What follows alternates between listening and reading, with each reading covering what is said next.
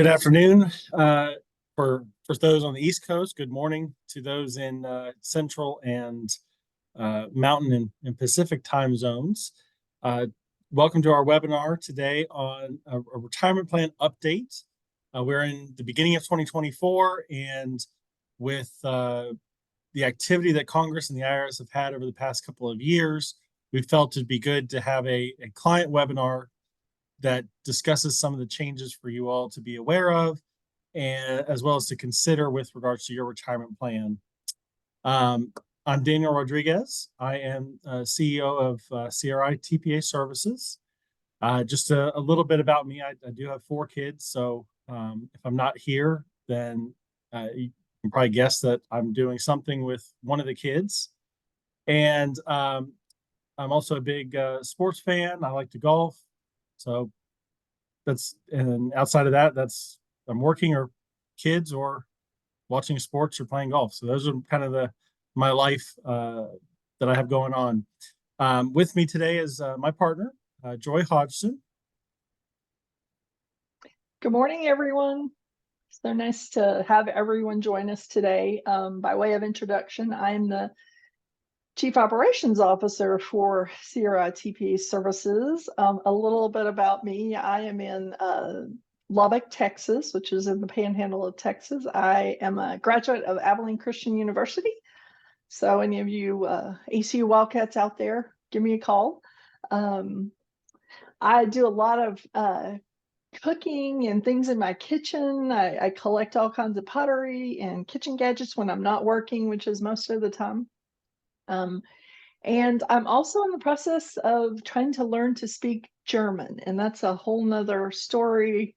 Ask me about it later, but that's kind of something I do in my off time, is trying to learn to speak German. So we're very glad you all decided to join us today. Our topic today is really going to be items related to the Secure Act, some of which is Secure 1.0, but then we had Secure 2.0 that also got passed, that's coming into play this year. And so there have been a lot of back and forth amongst the industry about how are these provisions going to work, and a lot of questions, because what happens is Congress passes the laws, and then we wait for guidance and to tell us how we're supposed to operate these new rules. And so there have been a lot of questions, and we finally got some guidance right at the very end of 2022, I'm sorry. So we feel this is a timely topic because a lot of these provisions are kicking in this year and starting next year as well. So we're going to dig into agenda topics that are essentially along 4 different lines. We're going to talk about the new long-term part-time employee rules. We're going to talk about Roth provisions, which is a key piece of the legislation. There's going to be auto enrollment discussion, and then some good news is they've really expanded some of the tax credits that are available to those of you who have a plan, started a plan. And so that's kind of going to be the 4-pronged approach we're going to cover today. So we're going to jump right into it. Long-term part-time employees. That's a mouthful. So over the years, it seems Congress is concerned that in the private retirement plan world, that part-time workers are being disproportionately excluded from saving for retirement because they're part-time. And so we've seen a progression of initiatives to stop that from happening, to keep employers from designing plans where the part-time workers can't participate. In terms of some examples, it's common in a 401k or a profit sharing environment to use both an age and a service requirement to define who can participate in the plan. A lot of plans use a minimum age of 21 and 1 year of service. Well, we define 1 year of service in many cases as 12 months with 1,000 hours. Sometimes we say 6 months with 750 hours. Some plans say 12 months with no hours. So there's a lot of variety in how plans are designed. And you know, in our example here, we talk about think about the Walmart case where Walmart really got struck down because they were not providing benefits to their part-time workers. And so now all plans that have employee elective deferrals, so that means 401k plans and 403b plans where the employees can voluntarily contribute, you've got to follow these long-term part-time rules. All plans, no matter when you started them. So if you're a profit sharing plan, you don't have to worry about that right now. But if you've got elective deferrals, you're going to need to adhere to these rules.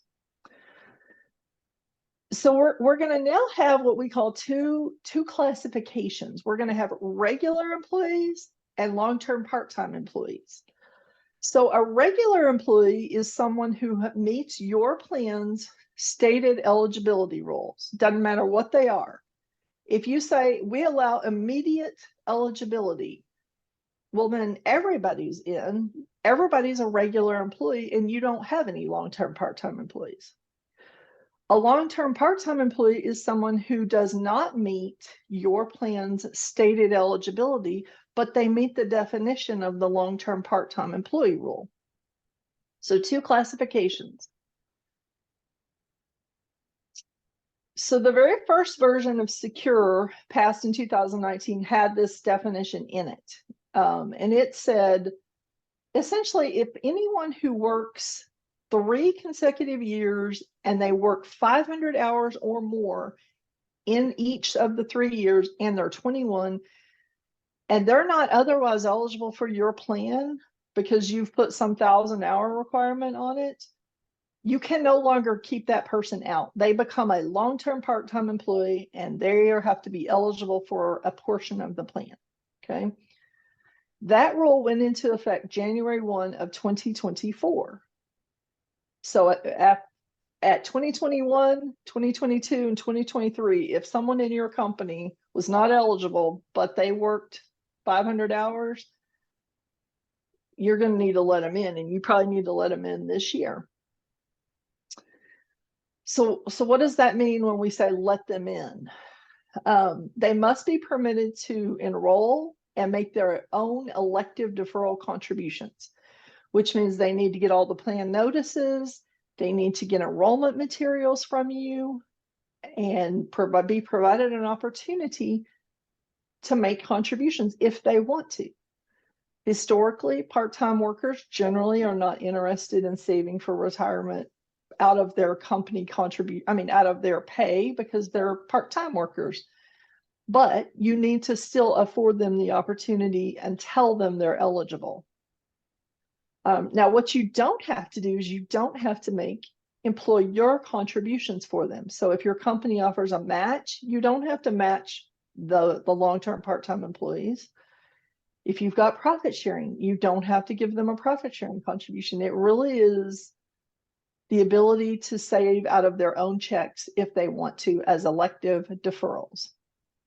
Now, you can decide as a company that you want to give them the match or you want them to be otherwise eligible. That is a permitted discretionary option that each employer can make. So if you say, yeah, if they want to contribute, I'll give them a match, you can do that. It's not required, but you do have to have an amendment that says I'm going to match the long-term part-time employees. Okay. So we got all ready for 2024, 3-year rule, and then they passed Secure 2.0 and they changed the rule. And they said, no, instead of 3 years, we now only make them work 2 years. So you have this 1-year period here, 2024, where if somebody was a long-term part-time employee in the prior 3 years, you have to let them in. But starting in 2025, so January 1, 2025, it's now only 2 years. So you're really going to need to look at how many hours they worked in 2023 and 2024 this year.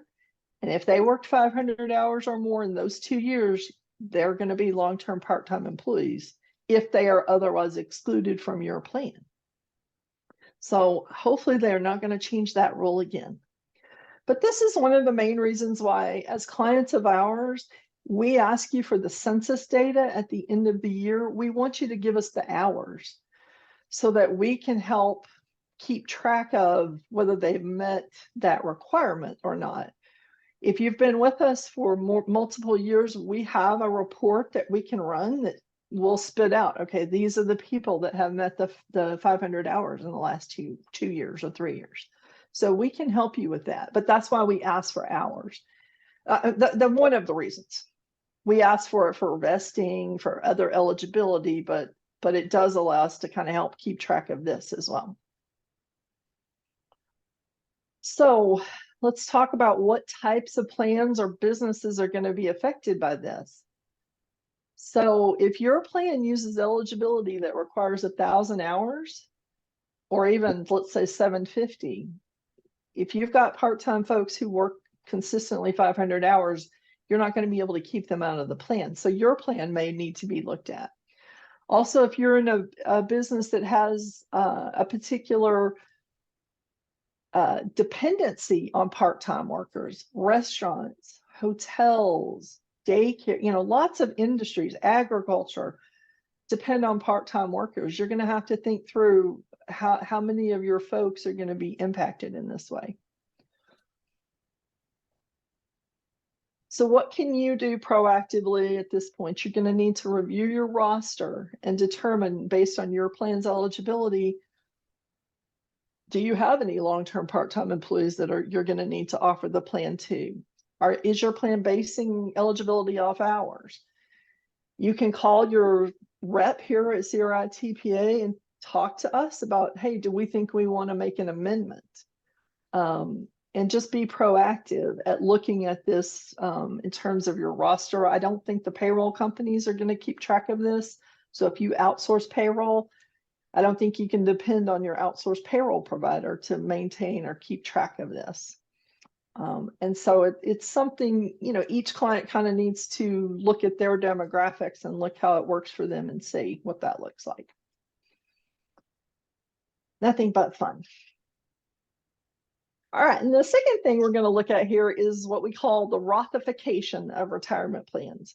So as part of the entire budgetary process, Congress gave certain tax credits. They're trying to keep things in budget. So one of the things they did is they essentially provided more Roth, because what Roth means to the congressional budget process is more revenue to offset some of the tax deductions and some of the other things. So there's two primary provisions we're going to look at: catch-up contributions and employer contributions as Roth. So let's talk about catch-up contributions. So in a plan that allows for elective deferrals, the base limit, well, I'm just going to use 2024, employees can contribute up to $23,000 this year as a base 401k contribution.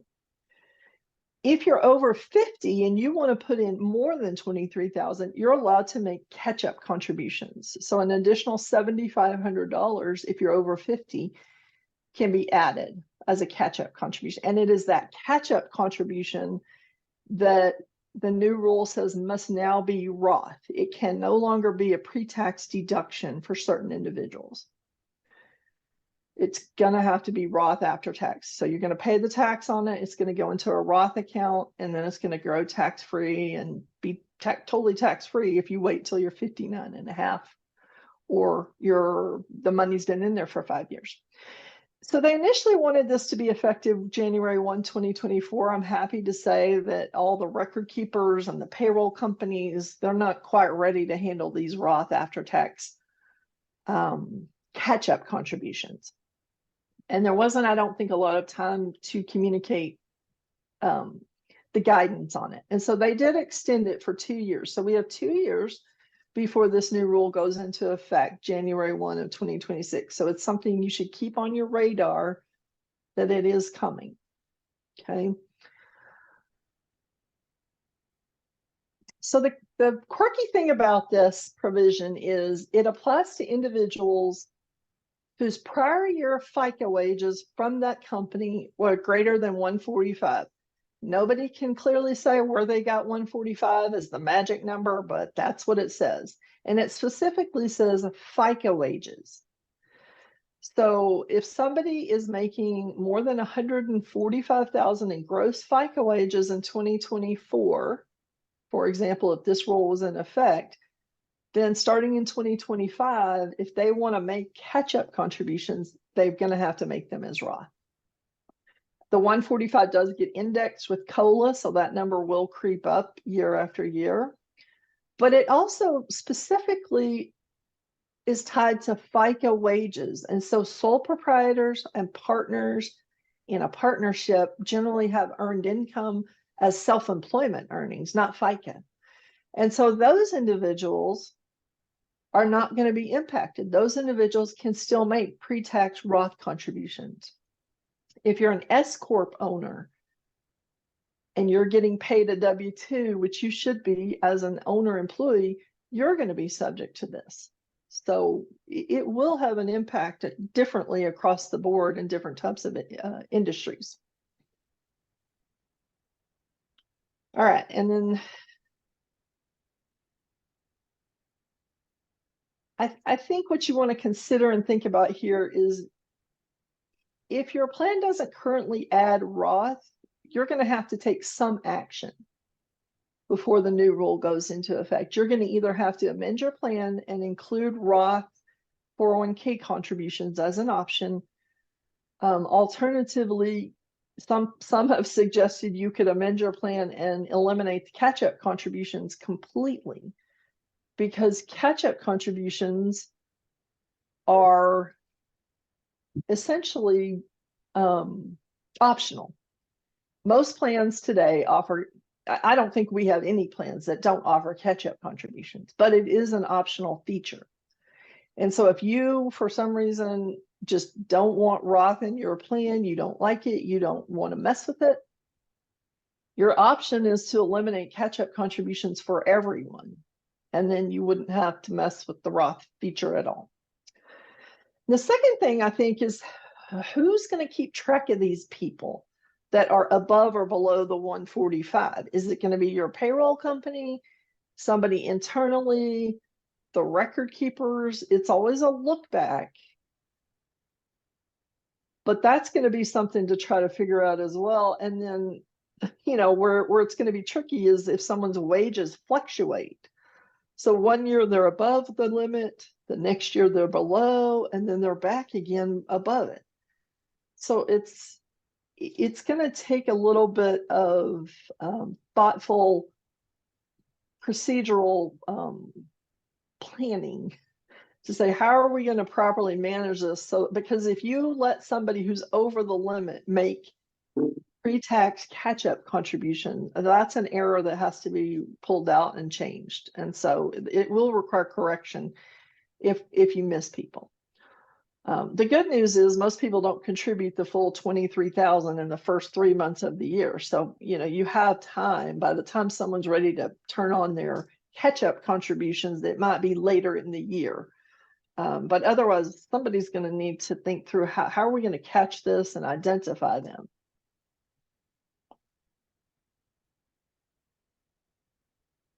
And then, you know, one of the things we want to make very clear here is in terms of what is a catch-up contribution? A catch-up contribution does not occur until you've fully maxed out the basic limit of 23,000. So you can't have someone say, I want to make $15,000 of regular contributions, and then I want to make the $7,500 catch-up contribution. That's not how it works. You don't have any catch-up contributions unless you have fully contributed the full limit of the elective deferrals. And so you want to be careful that you don't let people say, well, I want to make catch-up contributions of X and regular contributions as pre-tax. They've got to hit the full limit first before the catch-up kicks in. Okay, I think the second part of the Rothification, and this is the one that's most interesting, and it does affect plans that don't necessarily have 401k deferrals, but also has profit sharing contributions, is that you can now have your employer contribution treated as a Roth contribution. And there were a lot of questions and guidance needed on this, because this is a whole different thing than what we've all been used to. So I will say this is an optional feature. You are not required as an employer to allow the employees to elect their Roth employer contribution. You don't have to offer it. You can, it requires an amendment, but it's not a requirement. And so what this is going to look like is if you offer it, then your employees will get to elect to have their employer contributions designated as Roth contributions. That includes the match and any profit sharing, but it can only happen if they're 100% vested in those sources. We have no way from a record keeping perspective to say, well, if you're partially vested in your match, the vested part is Roth and the non-vested part stays. So we can't have that. But if somebody's fully vested, safe harbor match, safe harbor non-electives, profit sharing contributions, money purchase, they weren't specific, but I'm assuming money purchase, if those of you have money purchase money out there. They can designate that they want those contributions to be Roth. And this is where a lot of the guidance we were waiting on is how's this going to work? Is the employer will still take a deduction when they contribute the money to the plan. So it's still a deductible employer contribution. But once it's in the plan and the employee says, I want that contribution taxed as a Roth amount, then the record keeper is going to have to convert that contribution into a Roth employer contribution and then send a 1099 and tax the employee on that contribution for the year they do the conversion to Roth. And so it's, as you can imagine, that's a little bit of a process, which is why practically it's not really available, even though legally the IRS says you can have that feature right now in 2024. I can tell you there are no record keepers and no payroll companies or anything like that that have this ready to go.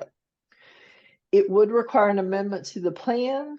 And again, since it's currently available, technically it could be done, but you've got to have software redrafted at the record keeper level. The brokerage houses have to be able to keep track of which employees have elected to have that contribution as Roth. So there's a lot to it. And while, again, it's practically available legally, I would say it's really not going to be an option for at least another 12 months until the record keepers and the software and the payroll companies and the 1099 software can be reprogrammed to accommodate it. But again, this is another feature where the IRS is looking for revenue from the individual taxpayers to fund some other budgetary items. So they roll this feature out there immediately with no delay, not thinking about how are you practically going to do it. I mean, there's a lot to it. And so I think you'll see more and more things where you have Roth contributions coming in different forms and formats. So that's kind of a big picture highlight of that. You know, in terms of letting employees make these contributions and making it available, I think in general, you want to think about, you know, if an employee wants to make, well, back to long-term part-time, certainly. If an employee wants to make a contribution, do you really want to put hurdles in front of them to keep them from saving? And I think that's how the IRS is going to look at some of those rules as well. If you are, as an employer, are putting hurdles in front of people who want to save for retirement, they don't look kindly on that. And so that's why they've made this long-term part-time rule available, especially. They want people to contribute. They want them to be in a plan. You don't have to allow them to get employer contributions, but certainly you could allow them to make their own contributions if they wanted to. And that's the bigger picture I think, as to where the congressional guidance and the congressional laws are going, is how can we get more people saving for retirement? At this point, I'm going to convert to Dan, who's going to talk about a couple of other features. And again, along those same lines, like how are we going to get people into these retirement plans and saving? Thank you very much, Joy. Just a reminder, I failed to mention at the beginning, if you have questions, please use the question and answer section of the Zoom meeting. We are looking at that. So if you've got a question, please enter it into the Q&A. Just depending on what the question is, we'll try to answer it either during the presentation or we'll, try to get it at the end. But kind of to just, reiterate what Joy said, Congress is trying to encourage Americans to save for retirement. And so they want it. The rules are in place to exclude part-time employees. They made the rules. They could always change them, and they did. So they created those long-term part-time employee rules. So those part-time individuals now have some opportunity to contribute. Roth, that's a more revenue raiser thing, but for younger employees, that may be more beneficial for those. This next provision, next section, we'll talk about automatic enrollment. This is definitely one of those trying to encourage more and more people to save for retirement. Q&A just came in real quick, and I'll just go ahead and answer it. Question was, some people can't have Roth accounts because of phased out income limits. That the income limits for Roth, that applies to Roth IRA accounts. So outside of a 401k plan, inside a 401k plan, you can make $1 billion and still contribute to a Roth 401k. So Elon Musk and Warren Buffett and Bill Gates, they can all contribute to a Roth 401k if they wanted to, because there's no income limits inside the 401k or 403b. The income limits apply to the Roth IRA accounts. And there's no limitations on that. So automatic enrollment. This is not one of my favorite things, but I get why Congress is doing this and why they're encouraging this. Congress really does like these provisions. So in the old days, before 2023, the standard method that most of our clients used to enroll participants in their 401k plan would be to have some kind of education meeting and give them the information, give the employees the information about the plan, and say, here's how you sign up for it. Let us know what you want to do. And if the employee didn't do anything, meaning if they didn't contribute to, if they didn't fill out an enrollment form, if they didn't go online and make an election, nothing happened. Automatic enrollment changes that. You still tell the employee about the plan and tell them how to sign up for it. But if the employee doesn't do anything, meaning they don't fill out a form, they don't opt out, they don't tell you what their wishes are, then you basically say, well, you didn't tell us what you wanted, so we're going to start deducting automatically money from your paycheck to go into the retirement plan. So the employee can make a change and stop that at any time afterwards. So it's not like they're stuck with this forever, but it kind of feeds on the fact that employees don't take action at the front end and says, well, if they're not going to take action, we're just going to do it for them. So Congress does really like the concept of automatic enrollment. And just so you guys know, this is not a partisan issue, to be honest. The Secure 2.0 Act passed the Senate Finance Committee unanimously and passed the House, U.S. House, which is extremely divided, right? Passed the U.S. House 414-5. So you have support from both sides of the aisle on the bill and these provisions. So why do they like automatic enrollment and conceptually, what are they trying to do? Well, low participation rates. We're trying to get more people, expand our coverage, get more people into these plans. If they're not going to do it for themselves or take action, even if it's to say zero, then we're going to enroll them until they take action. And maybe you might get a situation where the employee says, okay, well, that's fine. I like that. I like money growing and saving for me. In theory, you have the 401k plan, and that's going to help you attract and retain your staff. We want to increase our participation rates. Automatic enrollment does simplify the enrollment process because as an employer, you're not having to guess what the employee wants to do and track down forms. You're saying, we're going to start deducting money from your paycheck unless you tell us otherwise. Otherwise, we're just going to go on autopilot and it's going to be 3% or whatever percentage that our plan document dictates. Again, there's an audit. We'll talk about this in a second, but there's a default investment choice for those individuals. So the theory here is we're trying to get more people into retirement plans, more access, more higher balances, and more coverage in these plans to help with the overall retirement security for Americans. So automatic enrollment's been around for multiple years. The uptick has been fairly slow because, as you can imagine, there's some administrative complexity here. So who has to do automatic enrollment under the Secure 2.0 Act? This is required for plans that started or were effective after December 29th, 2022. That's the date that they signed the bill into law. And so that is the effective date for automatic enrollment. There are exceptions to that. If you were in a plan in place before December 29th, 2022, so you've had a plan since 2015, you're exempt from automatic enrollment.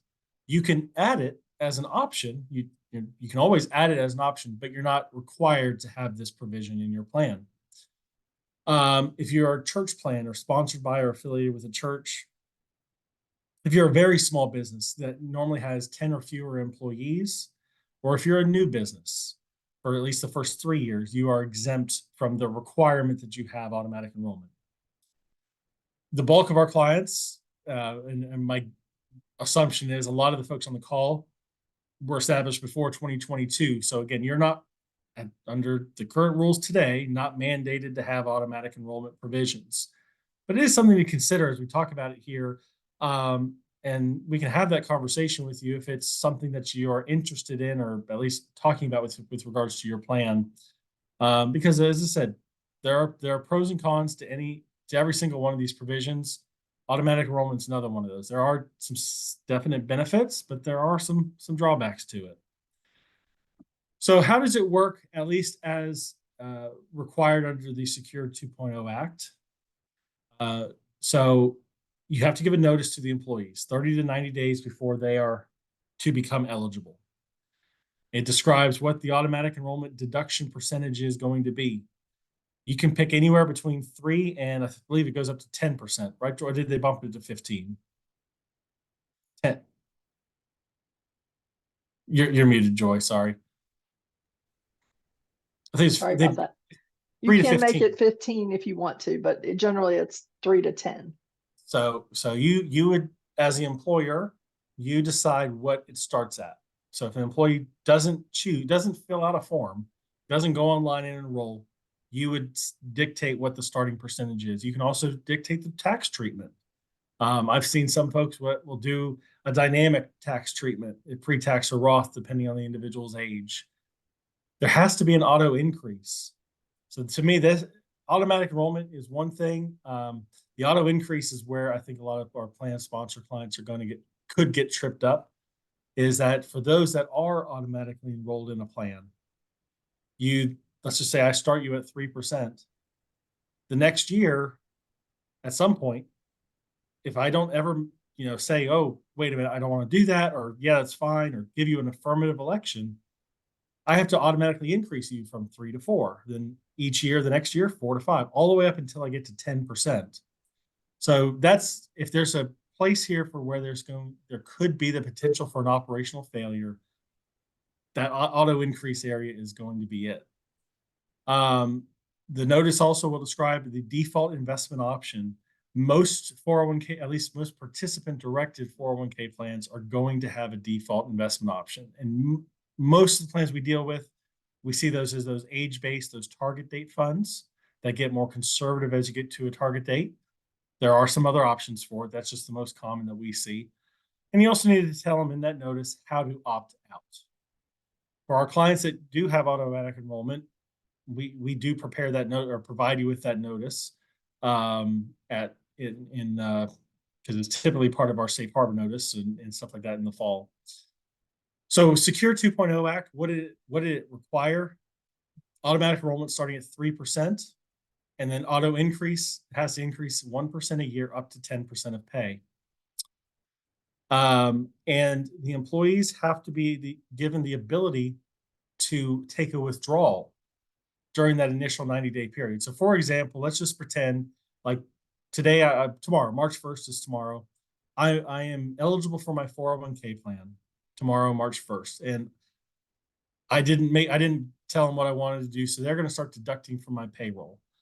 I get my first check in March and I say, wait a minute, you took 3% out of my paycheck. I didn't want you to do that. I can then affirmatively make an election of what I chose to contribute, which could be 0.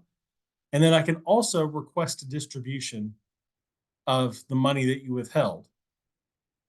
That's an administrative pain. It is a taxable event, that withdrawal, because I'm getting a deduction if I'm contributing it, but there's no penalty for early withdrawal if I'm not yet 59.5. So again, basically we're saying to the employees, you're automatically enrolled in this plan if you don't make a choice or tell us what you want to do. If the employee just misses the deadline and gets their paycheck, they have 3 months to figure out if they don't really want to do it and get the money back. So again, Congress is a big fan of automatic enrollment, but again, it does apply to new plans, not ones before 2022. So there's some of just the terminology that, is you may want to flip in your use with your employees. Actively enrolled is what I would say are those that took action and decided to contribute. Auto enrolled means they did not make their own choice. So one question and something to think about here, and again, I think a lot of these provisions here and what our purpose today of coming to you and talking about these items was not necessarily that all this applied to you, but it's also to kind of get you thinking about, okay, if we're going to maybe go down this route of automatic enrollment, who's going to keep track of this? Is my payroll company? Probably not. I'm the employer. I have the access to the record, so possibly. My record keeper, so if I have my money with John Hancock or American Funds or Fidelity, T. Rowe Price, whoever it is, are they going to help keep track of it? Maybe. So there's got to be coordination between all 3 parties as well as TPA.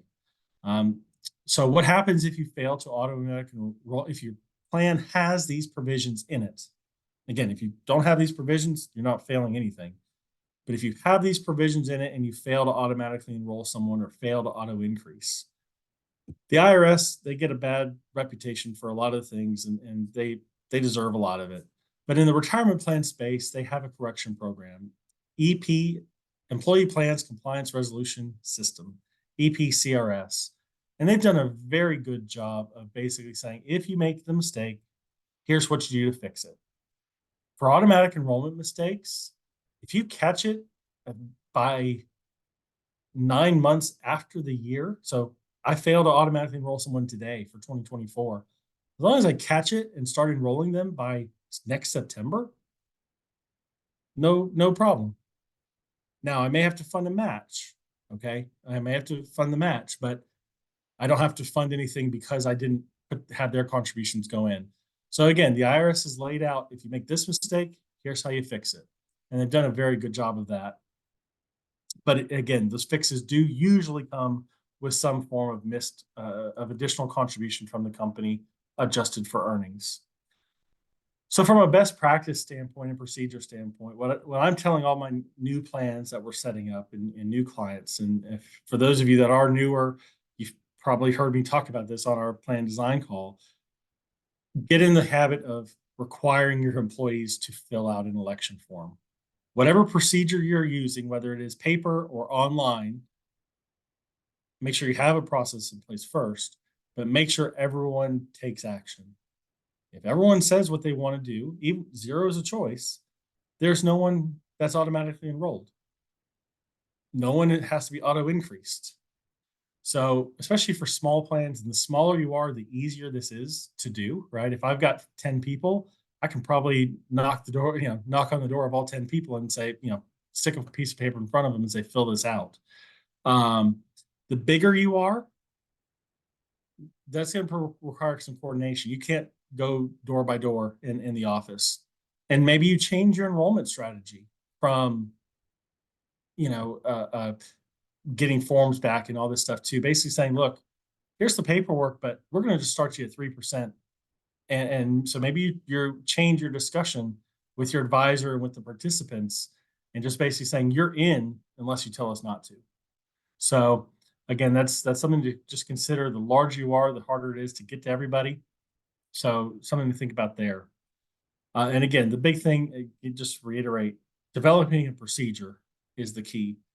To use any of those self-correction programs that the IRS has, you're supposed to have a procedure in place. And so have a procedure, kind of coordinate with payroll and HR. Again, the bigger you are, the more people you might have to have. But Joy and I and our folks here at CRTPA happy to have a conversation if you have questions and want to think through some of those items.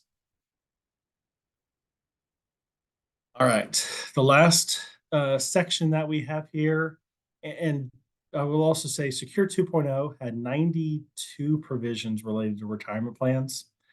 We are obviously not covering all 92 provisions today. A lot of them were some technical things that will help a very few, small minority of clients. Other things don't pertain to, a 401k plan. So again, we're not covering, this is not meant to be like the all-encompassing Secure 2.0 discussion. We want to talk about things that we're seeing with some of our clients, and especially for 2024, some things to consider. So tax credits, as part of this bill, again, if you think about Congress and what their aim with the Secure 1.0 and 2.0, it's expand access, expand coverage, get more people into plans. Well, it's not required that I have a retirement plan for my small business. So Congress says, well, let's give you some tax credit incentives to do this. And now, unfortunately, two of these apply to, there's 4 tax credits. 2 of them apply to only startup plans, and we'll talk about what a startup plan is. And then 2 of them apply to your existing plans. Okay. So for those of you, just to have this discussion, a tax deduction is a offset of your income before your tax is calculated. So if my income is 120, net income of the business is $120,000, and I contribute 20,000 to my retirement plan, my net income is 100,000, and then my tax rate is applied on that 100,000. So let's just say I'm in the 25% bracket. 25% times 100, it's 25,000. That's my tax bill. It would have been 25% of 120,000 before the deduction. So the deduction will save you whatever your marginal tax rate is. A credit is better. A credit is a dollar for dollar reduction of the tax. So that person that, again, has $120,000 of net income, we'll talk about this in a second, 25% tax bracket. I shouldn't have done hard math in my head, but I believe that comes out to 30,000. If my math is wrong, I apologize. But then a credit, let's just say you have a $5,000 credit.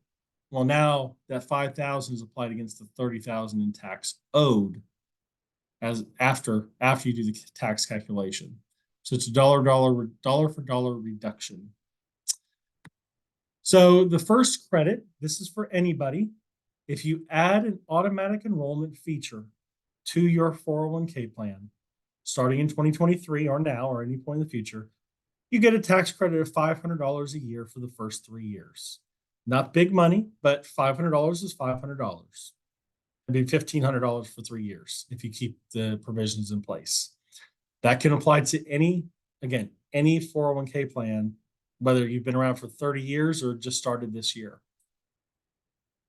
I'm going to say Congress messed up when they did this bill because they did not put a stipulation that you have non-highly compensated employees in there.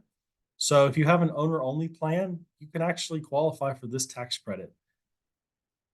Probably not their intent, but it is what it is. They haven't fixed their bill yet. So $500 credit for automatic enrollment provisions if you add a new automatic enrollment provision 2023 or later. The second one, it is a startup costs credit, and it's up to $5,000 for the first each of the first 3 years to cover the cost of the plan. So you pay us as your TPA. You may pay your investment company. Those fees that you pay out of pocket out of the company, instead of just getting a deduction for them, this turns some of those into a credit.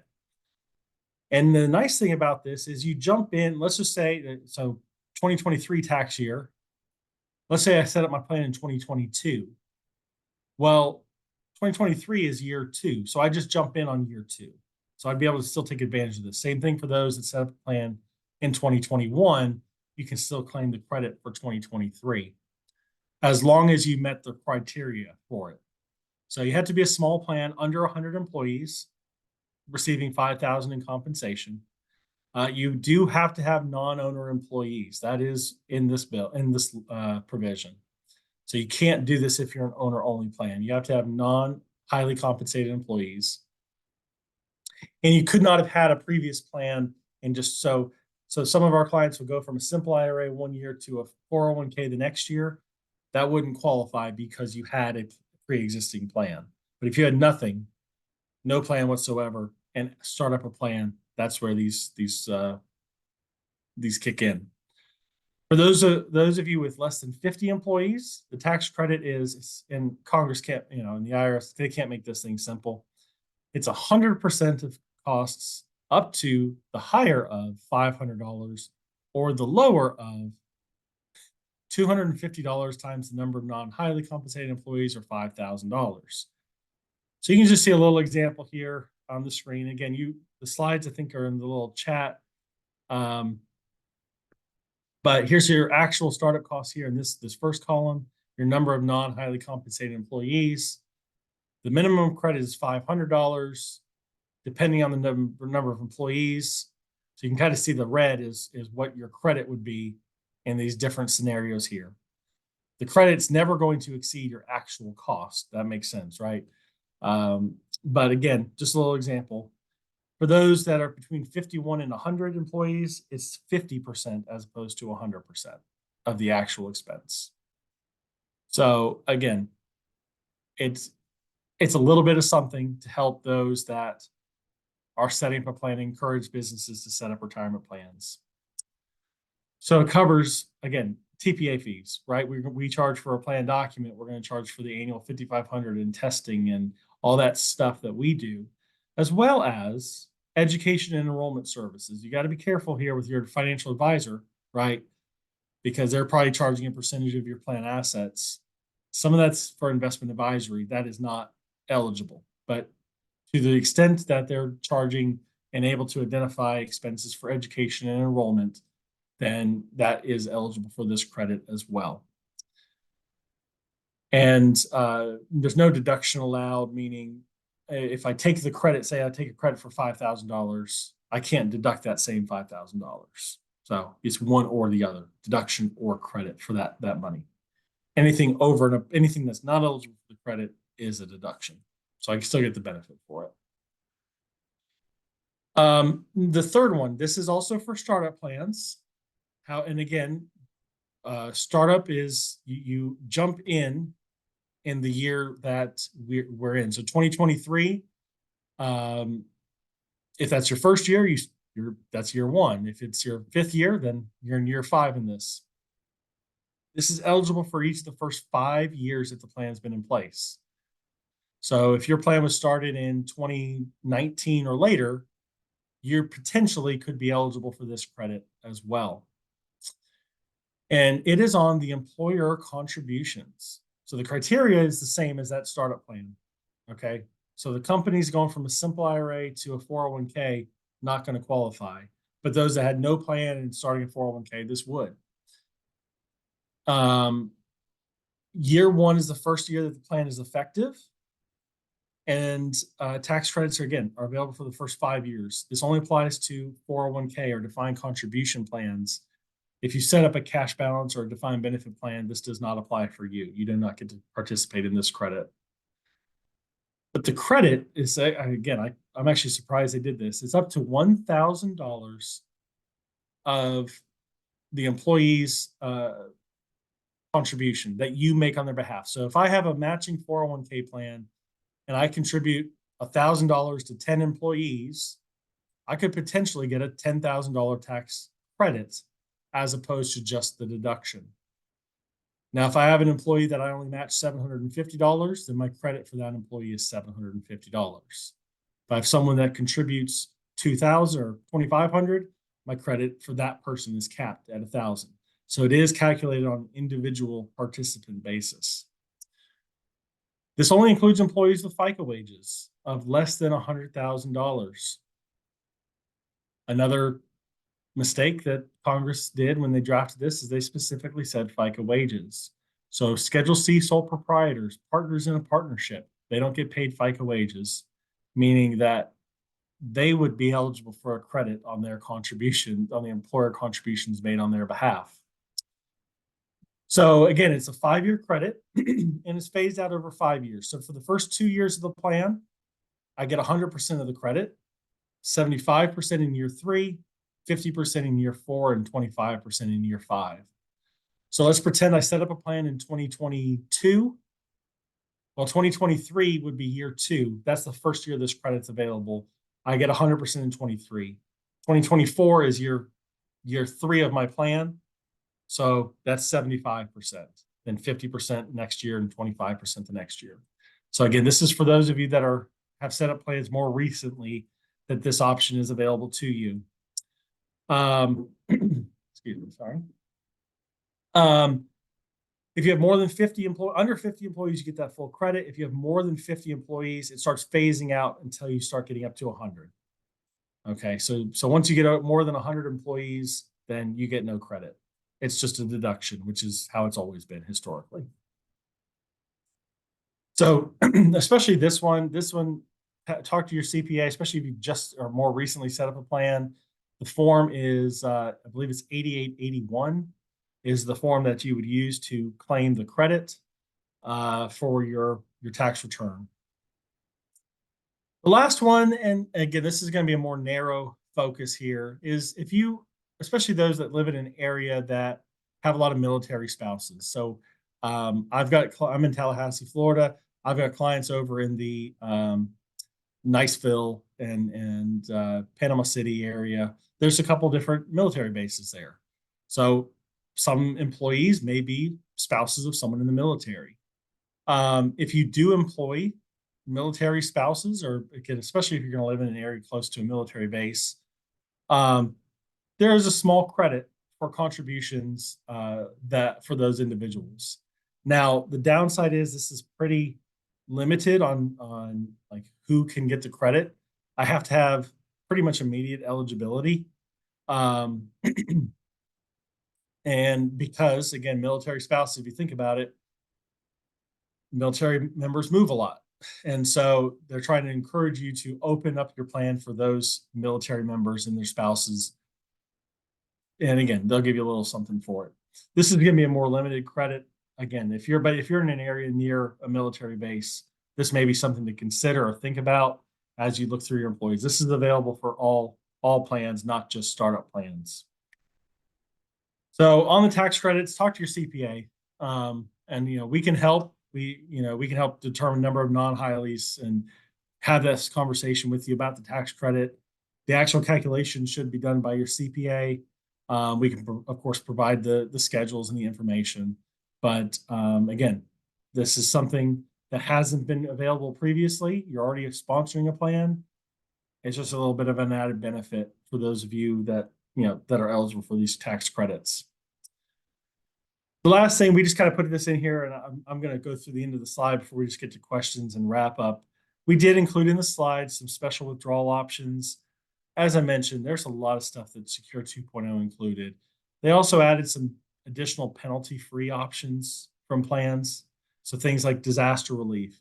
Congress got tired of having to pass a law every single time there was a big natural disaster and granting disaster relief withdrawals. So they basically put a blanket $22,000 disaster relief.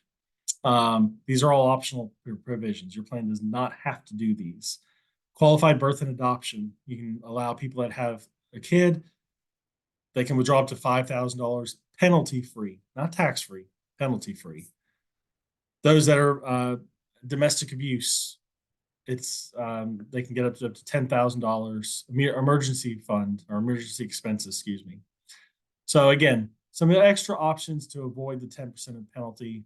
If you think about it, how Congress's goal here, expand access, expand availability. One way to expand people participating is to give them the ability to take the money out without penalty, right? If they know they can get it back without a penalty, they're more inclined to contribute. We do have, if you go to our website, critpa.com, under the resources tab, I encourage you to go to both the articles tab and the resources tab. We have some articles on different plan topics. Those were, I think, almost all those, at least the newer ones, those are written by our staff, by our employees here. A couple of our managers and seniors wrote those. Under the resources tab, we try to keep those current. That's little 1 or 2 pagers. We do have, as you can see, a little down here, something about the tax credits that I just talked about. Another little summary on Secure 2.0 Act, and as well as a couple other items, again, that may be of interest to you. Also encourage you, something that we just rolled out within the past couple of weeks is under our website, critpa.com. We've got a meet the team page.